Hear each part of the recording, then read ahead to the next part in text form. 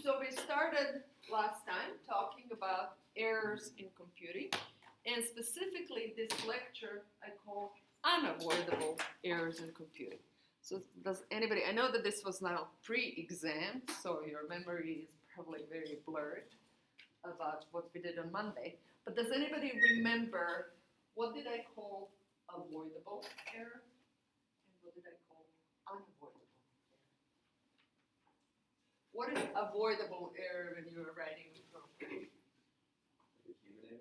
Human error, so something you, typo. Typo is an avoidable error. Is it going to always happen? Yes. How much of it we don't know. It's a little unpredictable, but one thing I can predict is that everybody does typos. It's just some people are a little faster catching them, and some people are a little not so fast, which is why we also have to test the program. Some of the typos, computer that are super obvious, computer will catch immediately during execution, otherwise I don't know what you mean by this. But sometimes you actually type in something that actually makes sense. And computer can interpret, and computer never really asks about your logic. Most of the time not. They're just like wondering, is syntax all right? Okay? So you could basically say that's equivalent to saying a grammatically correct sentence that means nothing in language. So you can say a complete sentence full of gibberish that actually grammatically is correct. So it's, the meaning is not something that grammar can catch in itself. Similar is true for computers. Now we also have a set of unavoidable errors, and that simply comes from computers having finite memory and not infinite time at their disposal. So whenever we are computing something, we cannot always honor fully the mathematical operations we're doing. So basically, the basic, the errors that come in shortening or truncating mathematical formulas, whenever they go to infinity, we will often stop at some larger number. And basically, whatever we chopped off in that process is a truncation. And we always do that. There's no way around that. The second type of error is the basically round-off error that comes from having finite space for a number to be stored in the memory. And sometimes even numbers that we would completely expect to be stored correctly are not. Because there are two things folded into this. One is the finite space, and the second part is that the computers are using different system than we do. So today we're actually going to spend most of the time, so I'm going to skip the errors that we worked on last time.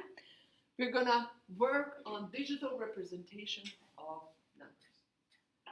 Humans have something that we call decimal system. Right?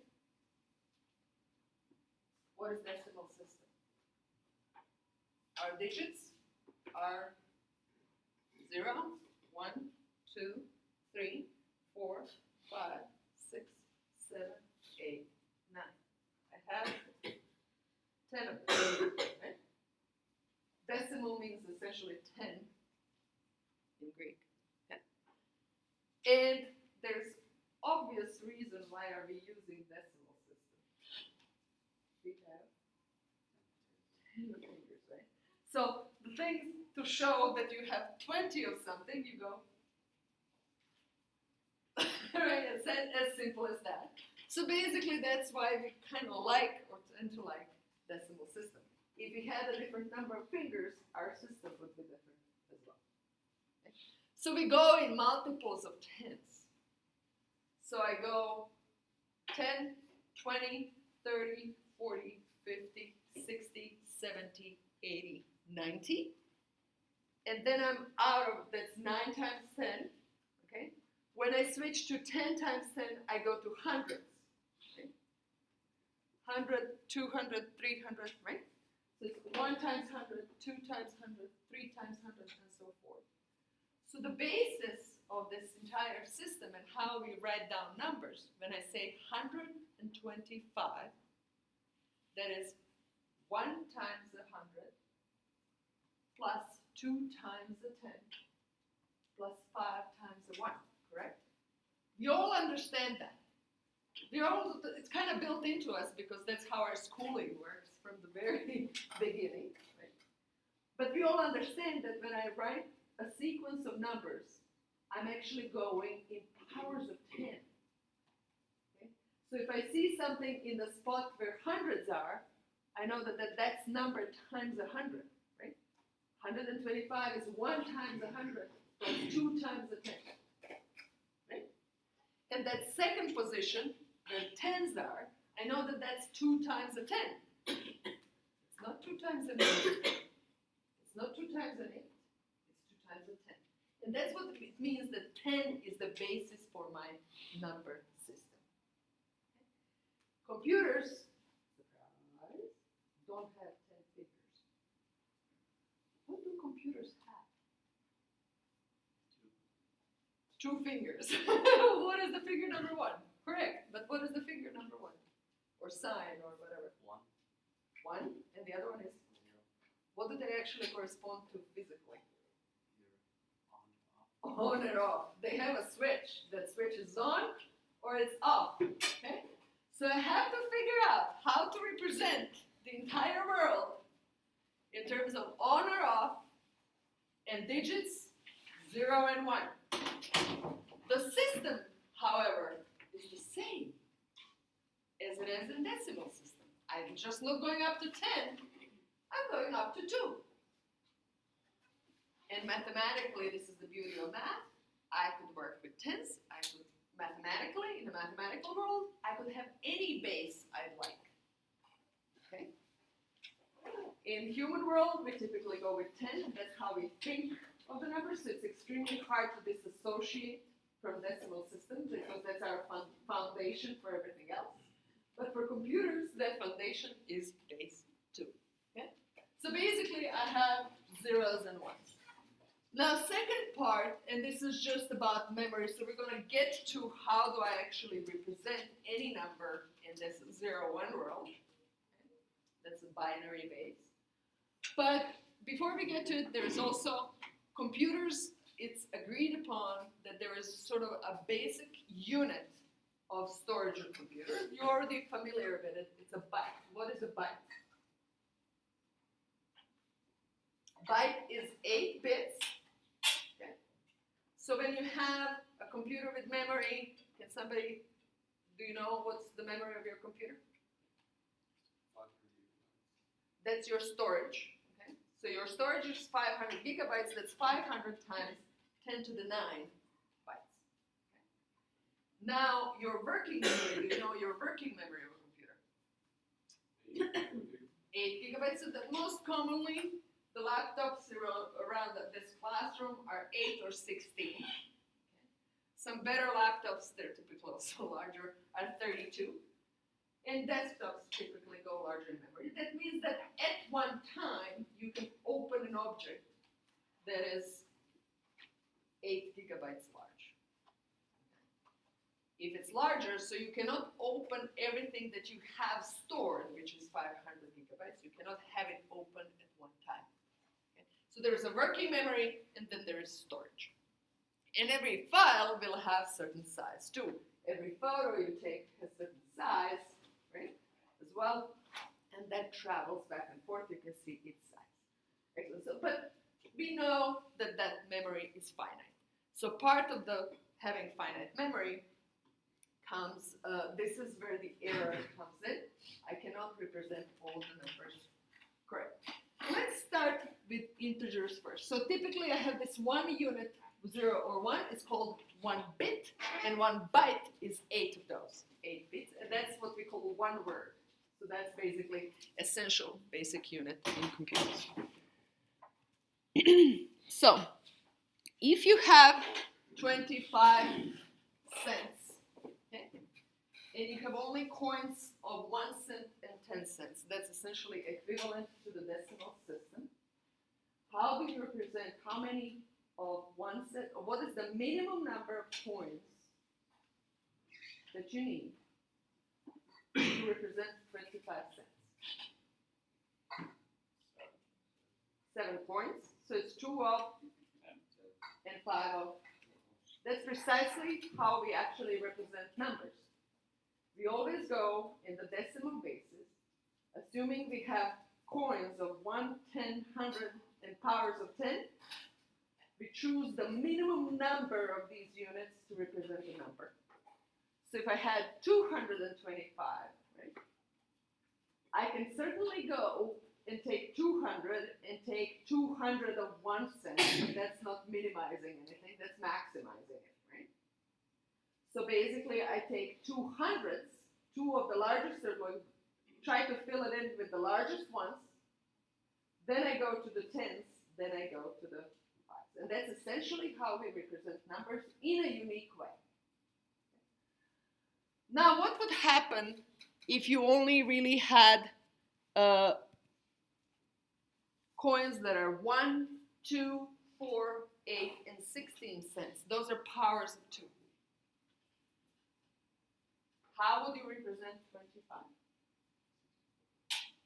What is the largest coin you can fit in that is a power of 2? 16. So 1 times 16 plus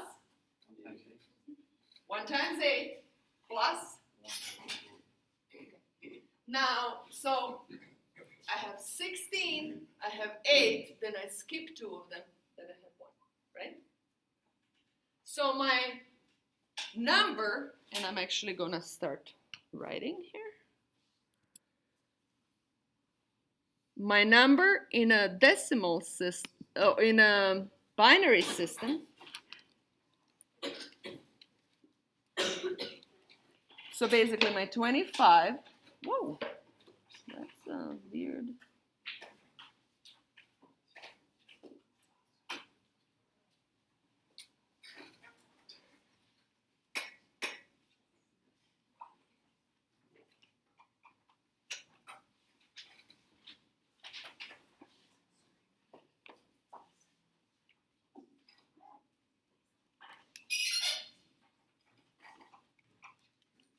Okay, so my number 25 in decimal system, so this is how I'm going to represent decimal, is 2 times 10 plus 5, and I'm going to write down the obvious 5 times 1.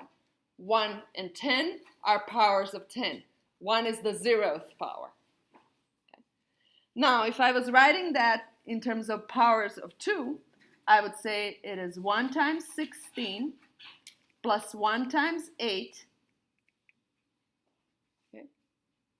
And I'm now write down, I don't have a power of 4. My next one is 1, right, if I'm fitting in 25. But I'm going to write down 0 times 4 plus 0 times 2 plus 1 times 1.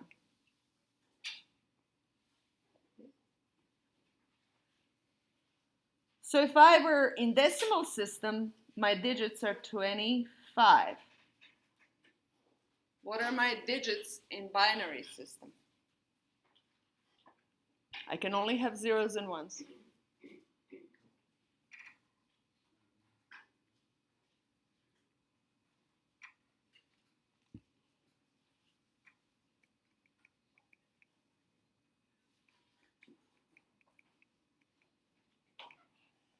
Are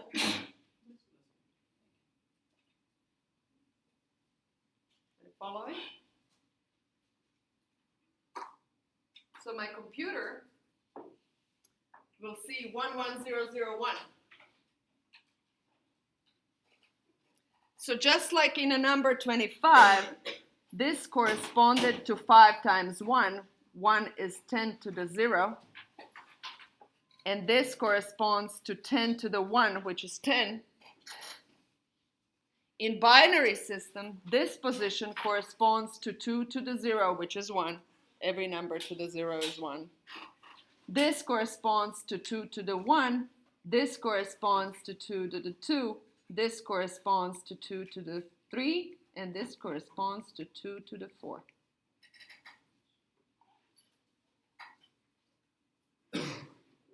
one more thing. So memory in computers is kind of boxed in bytes. So I need to get to 1 byte, which is 8 of these bits, and right now I have 5 of them. Okay. So in memory of the computer, this will go to, I'm gonna do boxes 1, 2, 3, 4, 5, 6, 7, 8. So basically I'm gonna fill 1, 0, 0, 1, 1. And where I don't have, well, those are obviously can be filled in the zeros. So this is what computer stores as number 25. And every information that we type in, text or otherwise, is ultimately converted to some sort of sequence of zeros and ones. Yes? So this is 1 byte, 8 bits, in computer memory, storing number 25, and I'm going to write down 25 in decimal system.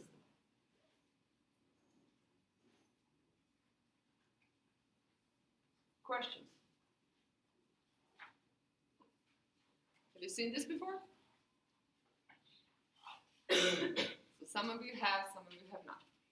Now imagine in some strange world, well, I'm sure we can go to animal world and find an animal with only 8 fingers. Some frogs have 4 on each. I don't know much about frogs. What would 25 be in base 8? By this same logic.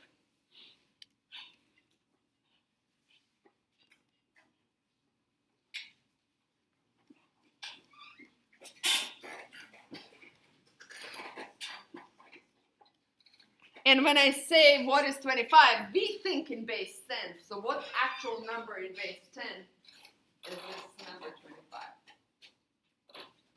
in base 8?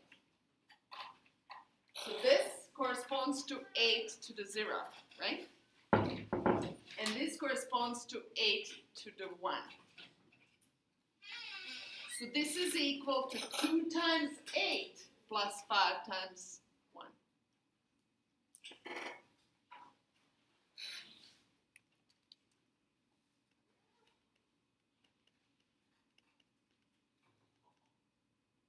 And that is actually 23 in base 10.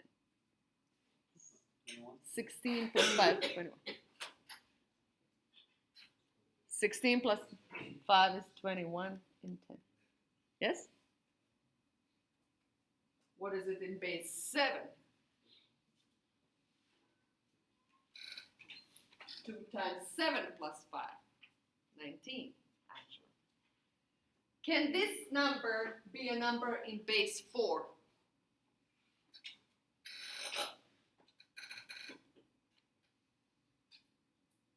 In base 10, digits are 0 through 9.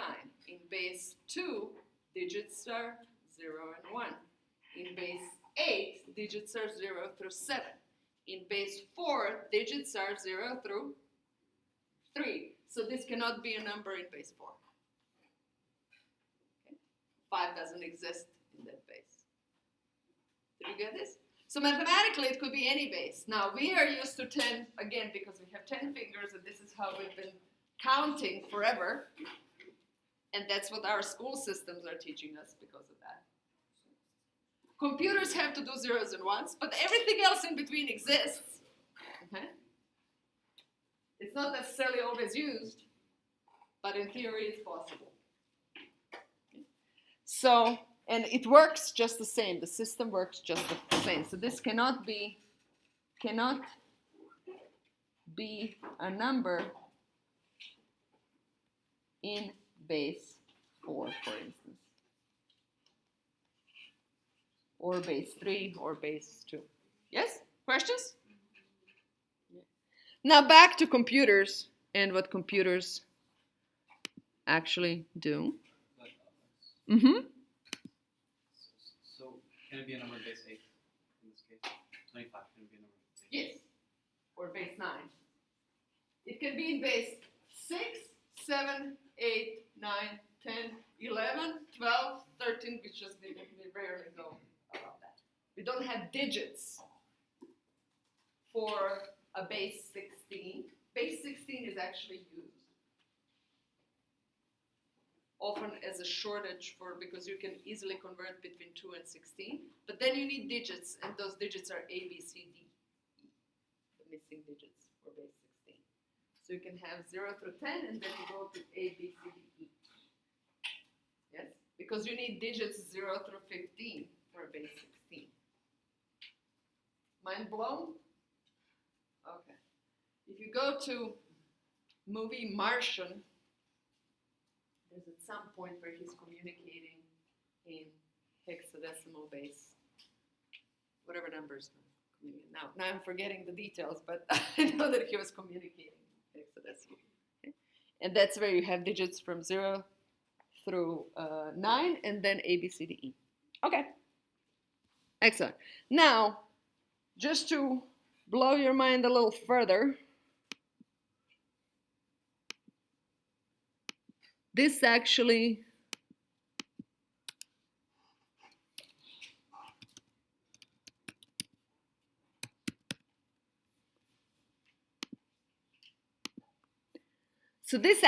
goes beyond the decimal point too. So when I write a number 25.34, that is in base 10. 2 times 10 plus 5 times 10 to the 0, right? This is 10 to the 1, 10 to the 0, plus 3 times 0.1. What is that in base 10? 9. And I keep going. Yes? So what would a number 1001 in base 2 be in our base 10?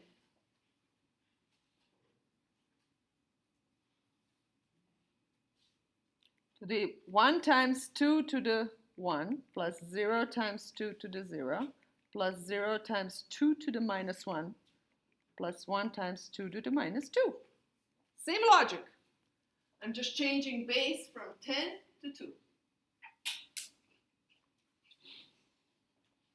And my digits have to be correspondingly smaller.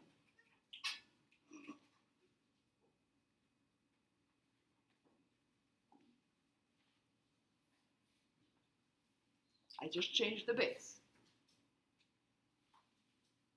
So this is really 1 times 2 is 2 plus 0 plus 0 plus 1 over 4. 2.25. That's equivalent to base 10 of 10. Yes. So this is 2 plus 1 over 4, right? And that's 2.25 in base 10. So this number is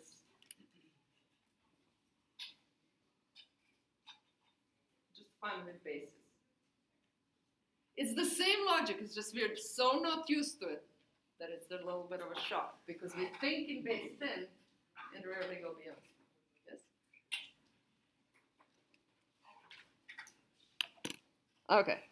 So I'm going to leave now the base. So again, the logic continues beyond the decimal point. Can I ask a question? Yes. So that 10.01, we were fine. That was in base 2, right? Yes. Oh, okay. So I had to tell you that, right? When you write it out, that's when you come to base 10. I'm then evaluating it in base 10 because we think and breathe in base 10, right? That's how we perceive numbers. We perceive them in base 10. Yeah. All right. So now, how do I actually go and represent integers? Let's say that my first task is to represent the integers in the computer. Computer memory is just empty slate until we start filling it in. And when we start filling it in, we have to know what is kind of the order in which I'm doing that. So first thing that I have to agree is how much space, if I want to store a sequence of numbers, how much space am I going to give for every number? And then when I'm reading that memory, I have to actually know that such numbers are stored in that portion of memory and then read them correctly. This is why it was important in Python to kind of know that your array is an array of integers. So Python actually sets that behind, but then it tells you that the type was integer, because it's actually reserving certain memory for it. And when it reserves, then it goes to the slots of memory and interprets however many bytes as a number. So first things first, the simplest number would be 1 byte number, right? Reserving 1 byte per number. However, we soon enough run out of numbers that we can store. So if I decide I can decide that my integers, each integer takes 8-bit, 16-bit, 32-bit. Those are the most common ones. If I reserve only 1 byte or 8 bits per integer, what is the largest integer I can fit in? 1, 1, 1, 1, 1, 1, 1. So that's 1 times 2 to the 7 plus 1 times 2 to the 6 plus 1 times 2 to the, yes? In terms of evaluating it. I'm going to tell you right now that evaluates to 255. So no numbers above 255. I can't even store all of the numbers in 1 year. How many days do we have in a year? More than 255. So I can't even store that.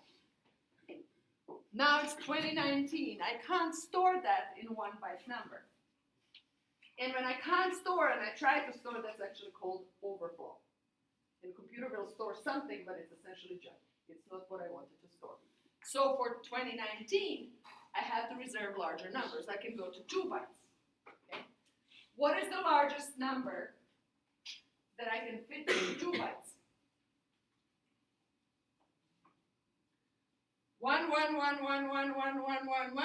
Fill up 2 bytes with ones. Yes? So that actually is something on the order of 65,000. We do have a whole lot of numbers that are larger than 65,000. You see my point? So I have to know how big or what are the biggest numbers that I'm going to store. Now, and I didn't even touch the point like, okay, what is the smallest number I can fit into 1 byte?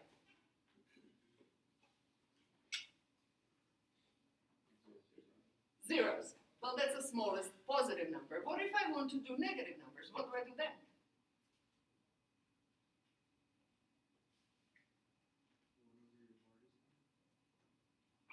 That's an interesting system. Okay, well, so you got to come up with a system, and people came together and figure out the system.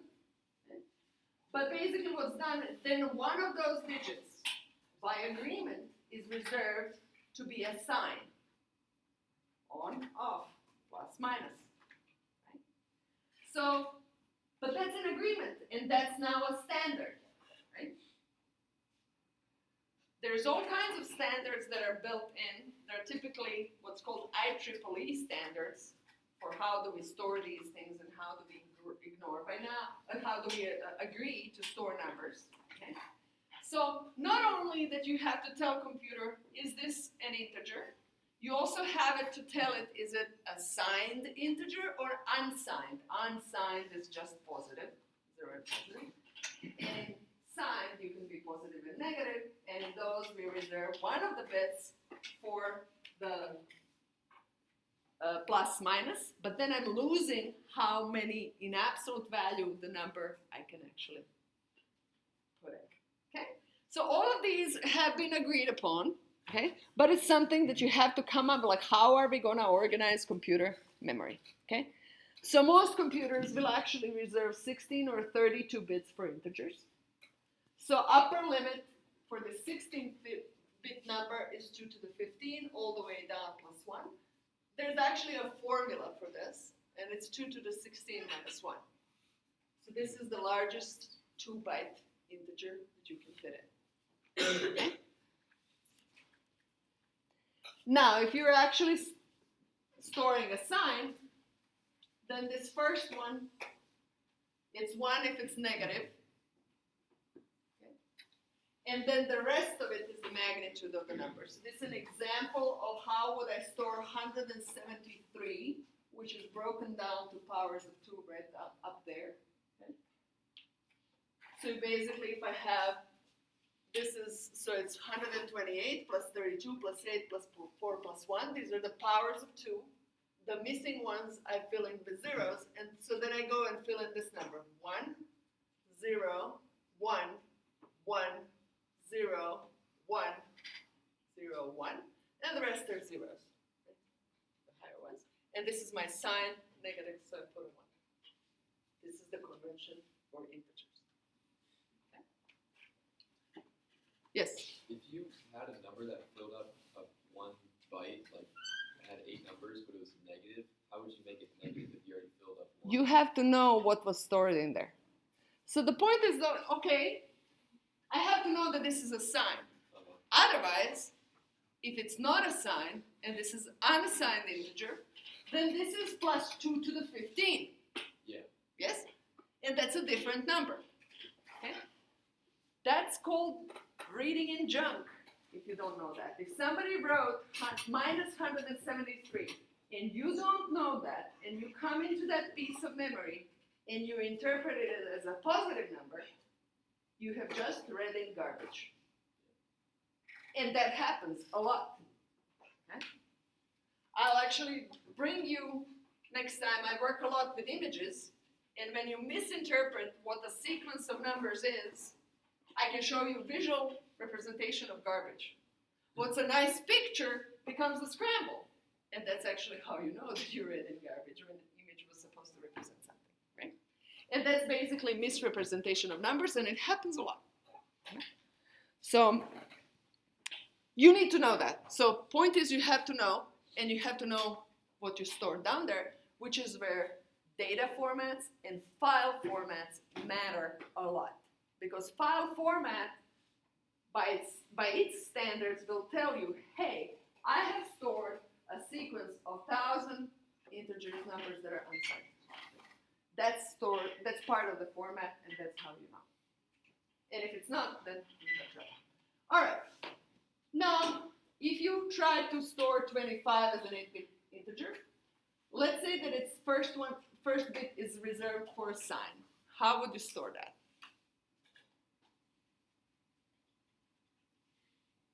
And how would you store minus 25 in 1 byte? Can you take a piece of paper, put 8 boxes like this, and store that 25. 25 is written up there.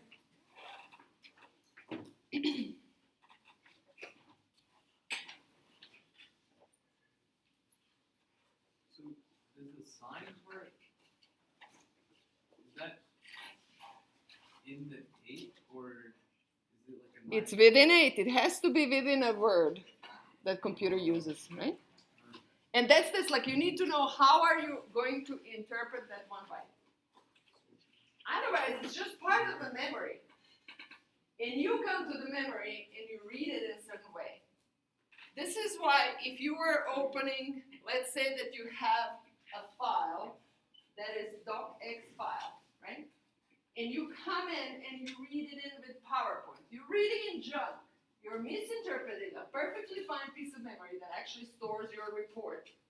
If you come in and you interpret it through PowerPoint format reads that piece of memory in certain order, and it doesn't make sense.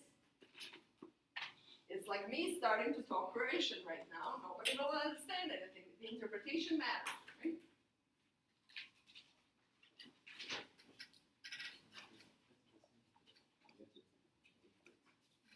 And essentially what I'm saying, some of my memory is stored in Croatian, and you can't read it. So interpretation of the memory chunk matters. So have you figured out 25, negative? Negative 20? How about negative 25? What changes? that first one. If you interpreted that first one as a positive number, what number would that be? 2 to the 7 plus 25, right? Does that make sense? So if you come in to a piece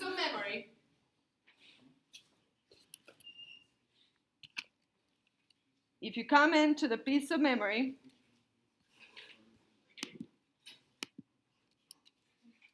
that has 25, right?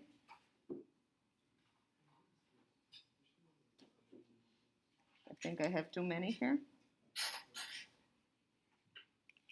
So 25 was 10011, correct? And then 000. So this is 25. Now if this is negative 25, then I would have a 1 here.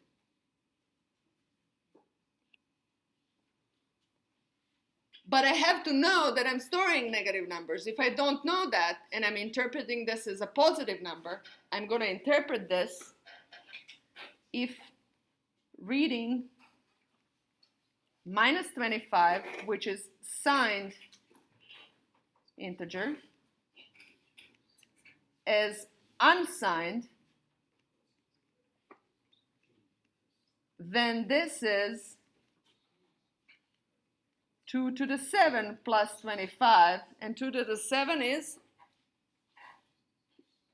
128. I didn't compute that just that quickly, I know that. So this is 153. Okay? And this is basically corruption of data if you misread it.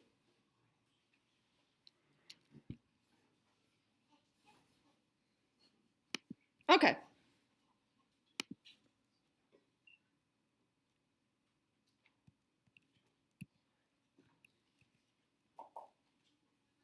So again, if I'm using sign magnitude method, then I have that top position reserved for a sign. What's left is 2 to the 6 plus 2 to the 5 plus 2 to the 4 plus as a magnitude. And that is actually 127. That number. So I can, the largest number that I can store is 127 and the smallest minus 127. So I just kind of shifted. And then because technically I could have in that world, I can have a positive 0 and a negative 0 in a computer. That doesn't make sense in math. Then so both of these are a 0. One is a positive 0, one is a negative 1. Then by agreement, one of them is simply mapped to minus and 128. And again, there's a standard that does that. So technically, in 1 byte, it's a signed integer I store from minus 128 to 127. Does that make sense? So just one of those numbers, the negative 0, doesn't really exist. Or it's not interpreted as a negative 0, it's interpreted as 128. The same I can do with 2 bytes or 3 bytes or however many bytes. Okay? If I have an unsigned integer, it's going to be 0 to 255. And a similar calculation you can do for 16-bit and 32-bit integers. Okay? Now, what do we do with floating point numbers? Now I have that 25.34. How do I do that? That's not an integer. So because of that, I have an entire different system. And that system has first agreed to, okay, take any floating point number and first sort of normalize it into a standard form. If I have a number 25.34 and number 2.534 times 10 to the 1, that's 2 different ways to interpret the number. So we first go to what's called scientific notation. So every number is kind of represented, if I have 37.5, then it's 3.75 times 10 to the something. Okay? If I have The second number is actually minus 8.125 times 10 to the minus 4. So basically what I go is I take a number that should be larger than 1 in magnitude and then times 10 to something, an exponent. So I have this portion of the number and this exponent here. So that's what's called scientific notation. Have you gone through scientific notation in one of the courses? Probably coming up in courses that have the experimental component, they often go over this because error in experimental measurements, it's important to normalize it, so you have to kind of know scientific notation, but I don't know if you did it in some other course.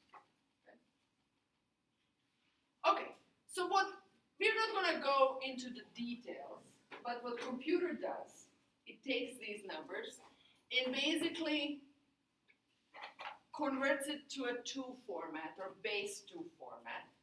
And in base 2, I'm not going to have a number larger than 1 here. So by agreement, we decided to basically take it as 1 plus some p times 2 to the t. So this is just converted to base 2. And we're not going to practice it. I just want you to know that that's done.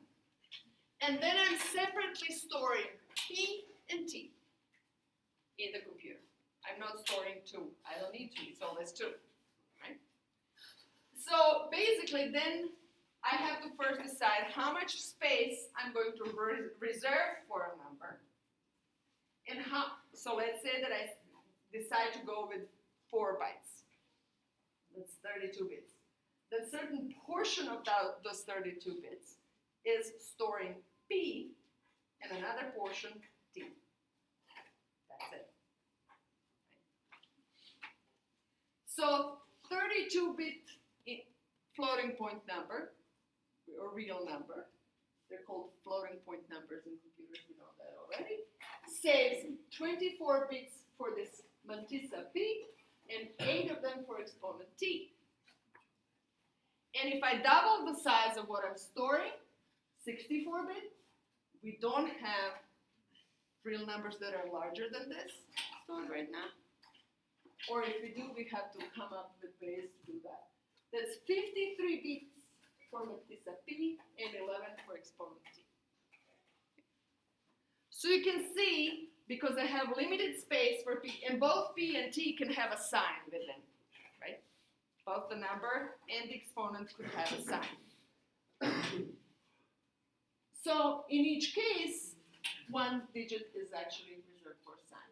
So this is where you can see now that obviously I have the maximum number that I can represent, because my p can go up to a certain number, and if it's negative, it can go down to a certain number, but that's negative set to -1.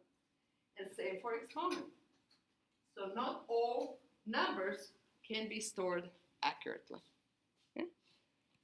So technically, these are the limits. Okay?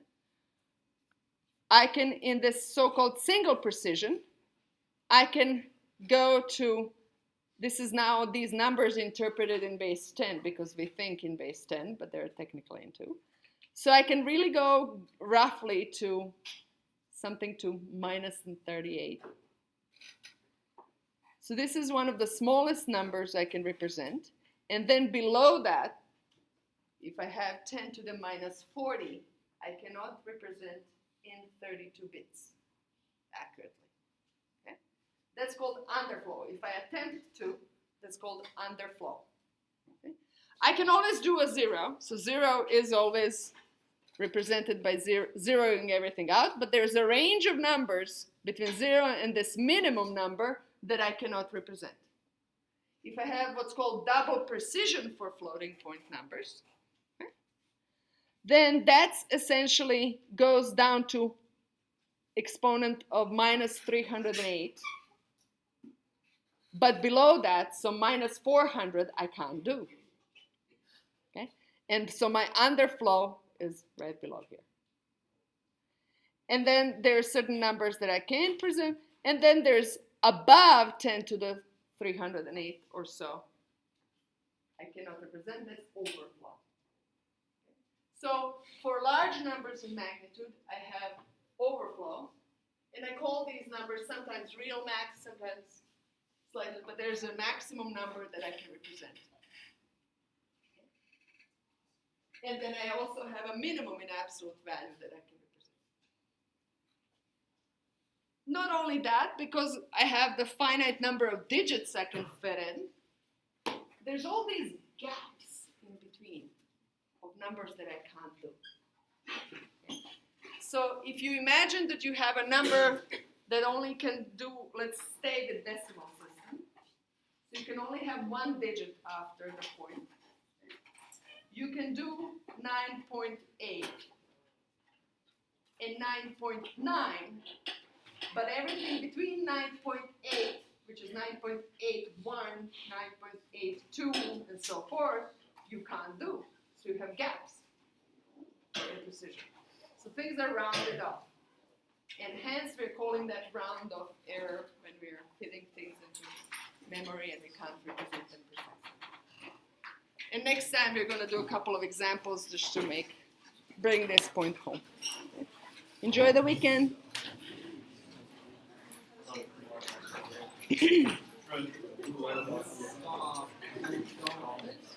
Stop.